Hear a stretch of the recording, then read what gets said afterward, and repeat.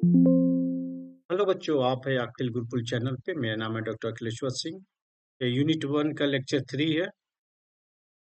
आज के लेक्चर का कंटेंट है fundamental units, derive units, system of units, dimensional homogeneity and multiply factor. Fundamental unit total हमारे पास 7 फंडामेंटल है। The fundamental units are the basic unit of measurement. They are defined by international system of unit. They are 7। तो हमारे पास 7 fundamental units है। First है जिससे मास। मास का फिजिकल क्वांटिटी, मास का यूनिट क्या होता है? किलोग्राम। इसको रिप्रेजेंट करते हैं केजी से, और इसको डायमेंशनल टर्म में कैपिटल एम से रिप्रेजेंट करते हैं। सिमिलरली लेंथ, लेंथ का फंडामेंटल यूनिट है, उसको मेजरमेंट करते हैं मीटर में, और इसका सिंबल होता है स्मॉल एम, एंड इसका डायमेंशन का सिंबल होता है capital M. Similarly time, time fundamental unit है। टाइम का जो है यूनिट क्या है? सेकेंड, और इसको स्मॉल एस से रिप्रेजेंट करते हैं, इसका सिंबल है, और इसके डायमेंशन को कैपिटल टी से रिप्रेजेंट करते हैं।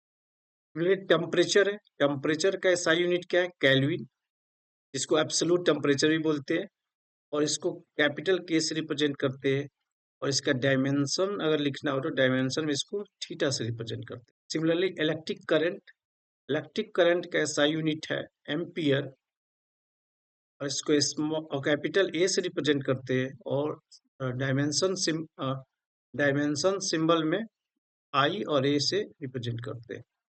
ल्यूमिनस इंटेंसिटी, कैंडेला, इसका जो है ऐसा यूनिट है सी डी से रिप्रेजेंट करते हैं, और डायमेंशन इसको जे से रिप्रेजेंट करते हैं। अमाउंट ऑफ सबस्टेंस को मेजरमेंट जो ऐसा यूनिट है मोल है, इसको एम ओ एल सिंबल है इसका, और डायमेंशनल में कैपिटल एन से रिप्रेजेंट करते हैं। तो ये हमारे 7 फंडामेंटल यूनिट्स है, इसको आपको याद रखना है।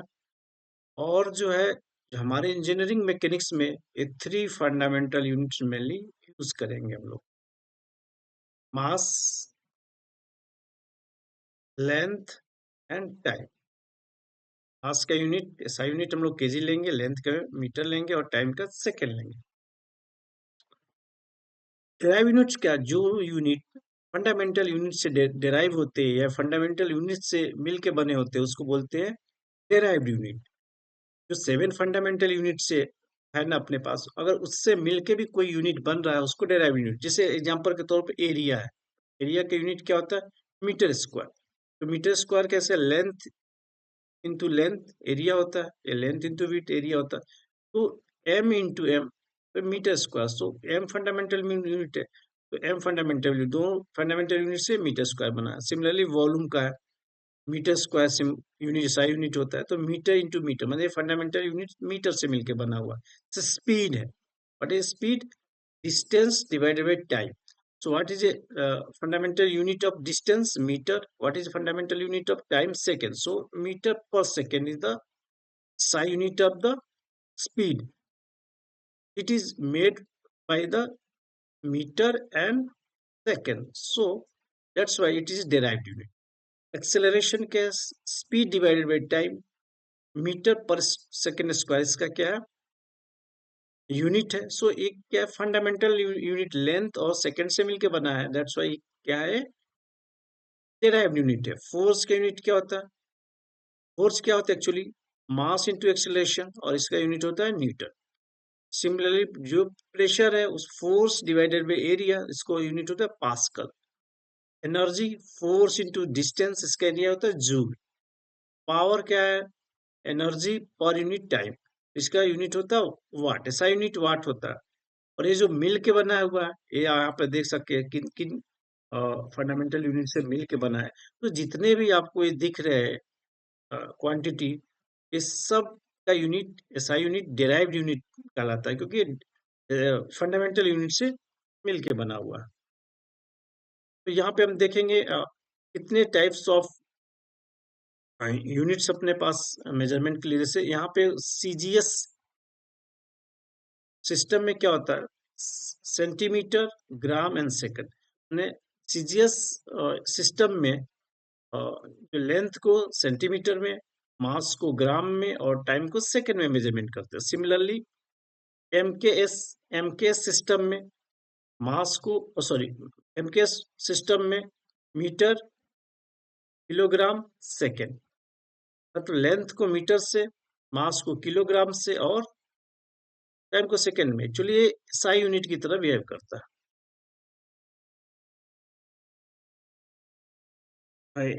SI यूनिट क्या है? स्टैंडर्ड इंटरनेशनल स्टैंडर्ड सिस्टम होता है, ये हर जगह अप्लीकेबल है। डायमेंशनल होमोजेनिटी क्या है? जब भी कोई भी क्वेश्चंस आप लिखते हैं तो उसके ईच एंड एवरी टर्म का जो है ना dimension should be same, otherwise किसी दो क्वांटिटी को ना तो ऐड कर सकते हैं ना सबट्रैक्ट करते हैं। और इक्वेशन का right hand side and left hand side जो दो होता है उसका भी यूनिट सेम होता है, और डायमेंशन सेम होता है, तभी आप किसी भी इक्वेशन को लिख सकते हैं। तो डायमेंशनल होमोजेनिटी से हम ये भी चेक कर सकते हैं कोई इक्वेशन सही है या गलत है। Every term in a physical equation must have the same dimension. जो भी कोई इक्वेशन है इसमें इच एंड इक्वल जो term physical term use same उसका डायमेंशन होता है। जैसे यहाँ कुछ डायमेंशन देख देते हैं। मास को ऑलरेडी हम डिस्कस किए, मास का डायमेंशन कैपिटल एम से लिखते हैं, लेंथ का कैपिटल एल से, टाइम का टी से, टेम्परेचर का थीटा से, इलेक्ट्रिक करंट का आई से या कैपिटल ए से, ल्यूमिनस इंटेंसिटी का जे से, अमाउंट ऑफ सबस्टेंस मोल है उसको एन से लिखते हैं। जैसे एग्जांपल के तौर पे यहाँ पे वेलोसिटी है। वेलोसिटी क्या है? Velocity distance divided by time. तो डिस्टेंस का डायमेंशन क्या है? एल। टाइम का डायमेंशन क्या है? टी। तो इसका जो डायमेंशन होगा एल की पावर -1। टी जब ऊपर जाएगा तो -1। सिमिलरली एक्सेलरेशन है। एक्सेलरेशन क्या होता है? Velocity divided by time. Velocity का अभी डायमेंशन हम लेके एल की पावर -2, टाइम का टी, तो एल की पावर।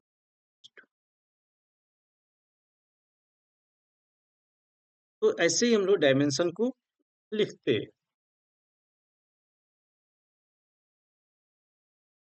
यहाँ पे एग्जांपल के तौर पे देखिए, जैसे डायमेंशनल होमोजेनिटी, जैसे एक क्वेश्चन है न्यूटन्स लॉ ऑफ मोशन में v बराबर u प्लस एटी।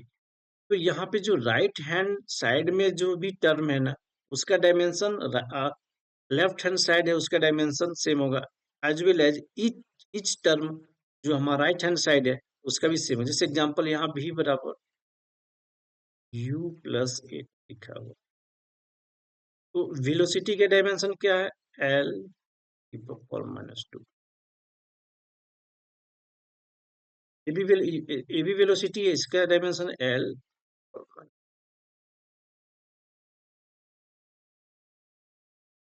एटी का डायमेंशन क्या? एक्सेलरेशन का एटी का डायमेंशन क्या? एक्सेलरेशन के डायमेंशन का एल टी -2, और टी का कैपिटल टी। तो इसको सिंप्लीफाई करेंगे तो एल टी -1। तो यहाँ पे एल टी -1,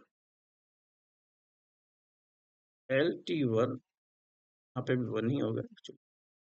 देखिए ईच एंड एवरी टर्म का डायमेंशन सेम है। किसी भी इक्वेशन में अगर ये फॉलो नहीं करता है तो इक्वेशन हमारा राइट नहीं है। तो ईच एंड एवरी टर्म को तभी ऐड कर सकते हैं जब उसका डायमेंशन सेम हो। जो सेम डायमेंशन नहीं होगा तो ऐड नहीं कर सकते। जैसे एग्जांपल के तौर पे वन मैंगो, वन मैंगो और वन बनाना को हम लोग कैसे ऐड कर सकते? नहीं कर सकते। वन मैंगो प्लस वन बनाना को नहीं ऐड कर सकते। One mango plus one mango plus two mango. Similarly अगर इक्वेशन में अगर ऐड करना है या सब्ट्रैक्ट करना है तो it should have same dimension. देखिए सेकेंड इक्वेशन है न्यूटन्स लॉ ऑफ मोशन का एस बराबर यूटी प्लस 1/2 at²। तो यहाँ पे देखिए एस का यूनिट, एस का डायमेंशन क्या होगा, लेंथ। यूटी का, यूटी का डायमेंशन क्या होगा, यूटी का यू का डायमेंशन क्या होगा, एल t-1। टी का डायमेंशन क्या है, टी। तो ये क्या हो जाएगा, सिंप्लीफाई करेंगे तो एल। सिमिलरली 1/2 टी²। तो 1/2 कोई मतलब नहीं है, क्योंकि ये कांस्टेंट वैल्यू, 80² का हमको डायमेंशन, तो एक्सेलरेशन के डायमेंशन क्या हो, एल t-2। टाइम क्या होता है, टी, सॉरी टी, और टी का स्क्वायर है तो टी का कैपिटल टी का स्क्वायर। तो ये सिंप्लीफाई करेंगे तो एल हो जाएगा। तो यहाँ पे देखेंगे इसका भी डायमेंशन एल, इसका भी डायमेंशन एल, और इसका भी डायमेंशन। तो ईच एंड एवरी टर्म का जो इक्वेशन में डायमेंशन क्या है, सेम है। इसीलिए हम लोग ऐड कर रहे हैं, चाहे इक्वेशन ए राइट, अगर नहीं आता ईच एंड एवरी टर्म का डायमेंशन तो इक्वेशंस रॉन्ग है। तो ऐसे भी इक्वेशंस हम लोग कभी कभी कॉम्पिटिटिव एग्जाम में आता है, तो हमको अगर याद नहीं रह रहा है ना क्वेश्चन, तो ऐसे डायमेंशन के टर्म में भी देख सकते हैं कौन सा ऑप्शन है। जैसे थर्ड इक्वेशन है law, Newton's law of motion का, v² बराबर u² प्लस 2as। यहाँ पे v² हमको पता है, वेलोसिटी का जो डायमेंशन एल टी और -1, अगर स्क्वायर करेंगे स्क्वायर पे जाएगा, तो ये क्या हो जाएगा, एल पे पावर 2 टी पर पावर -2। सिमिलरली ये भी वेलोसिटी है, तो इसका भी डायमेंशन यही होगा। अब देखते हैं 2as, तो 2 कांस्टेंट है, तो इससे कोई बात नहीं है। ए के एक्सेलरेशन, एक्सेलरेशन के क्या होता है, एल टी पर पावर -2। एस क्या डिस्टेंस है, डिस्टेंस से क्या होता है एल, तो देखेंगे l² टी पर पावर। देखिए ईच एंड एवरी टर्म का जो डायमेंशन है l² टी और -2 है। इसीलिए इक्वेशन को हम लोग इक्वेट भी कर सकते हैं, और ये इक्वेशन राइट है। तो left and right side each and every term का dimension should be same, so all the equations are correct. Multiplying factor देखते हैं, मल्टीप्लाइंग फैक्टर भी आपको रिमेम्बर रखना है, क्योंकि इसको बहुत सारे डेटा दे देता है, तो उसके आप कन्वर्ज नहीं कर पाएंगे तो आंसर पे आप नहीं पहुंच पाएंगे। जैसे 10⁻12 उसको क्या बोलते हैं, टेरा, इसको कैपिटल टी से रिप्रेजेंट करते हैं। 10⁹ को बोलते हैं गीगा, इसको कैपिटल जी से रिप्रेजेंट करते हैं। 10⁶ को बोलते हैं मेगा, और इसको कैपिटल एम से रिप्रेजेंट करते हैं। 10⁻³ को बोलते हैं किलो, और इसको कैपिटल के से रिप्रेजेंट करते हैं। सिमिलरली इंपॉर्टेंट है 10⁻³ मिली, इसको स्मॉल एम से रिप्रेजेंट करते हैं। 10⁻⁻6 को बोलते हैं माइक्रो, उसको म्यू से रिप्रेजेंट करते हैं। 10⁻⁹ को बोलते हैं नैनो, इसको एन स्मॉल एन से रिप्रेजेंट करते हैं। 10⁻12 को बोलते हैं पिको, इसको स्मॉल पी से रिप्रेजेंट करते हैं। 10⁵ को फेम्टो बोलते हैं, इसको स्मॉल एफ से। इससे न्यूक्लियस का जो साइज होता है फेम्टो में आपको अक्सर देखने को मिलता है 10⁻⁵, तो उस आप लिख सकते हैं। जैसे एग्जांपल के तौर पे मान लीजिए स्टील है, स्टील का जो स्ट्रेंथ है SYT, स्ट्रेंथ है, अगर लिख दिया 200 मेगा पास्कल, मतलब 200 मेगा का मतलब 10⁶ पास्कल। तो मल्टीप्लाइंग फैक्टर आपको याद रहेगा तो आप इजिली कन्वर्ट कर लेंगे, और इक्वेशन में कहीं यूज होना है तो यूज कर सकते हैं। जैसे एग्जांपल पे जो वाटर है, वाटर का जो विस्कोसिटी होता है, वाटर का भी जो विस्कोसिटी होता है, वाटर का विस्कोसिटी अगर मान लीजिए लिख दिया 1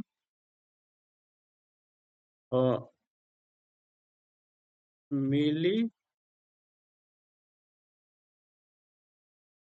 1 मिली